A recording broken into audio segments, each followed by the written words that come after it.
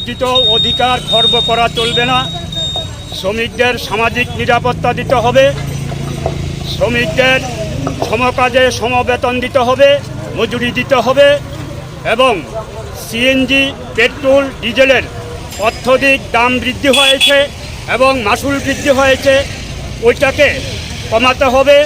এবং আমাদের ত্রিপুরা মোটর শ্রমিক ইউনিয়ন তার যে সারা রাজ্যের মধ্যে অনেকগুলি অফিস গৃহ সে জায়গার ব্যথকল হয়েছে, সেগুলিকে মুক্ত করার জন্য, ফেরত দেওয়ার জন্য এবং অন্যান্য রেগাসহ অন্যান্য বিভিন্ন 13 দফার দাবিতে আমরা আজকের এই জেটিসির নিকট ডেপুটেশনে যাচ্ছি।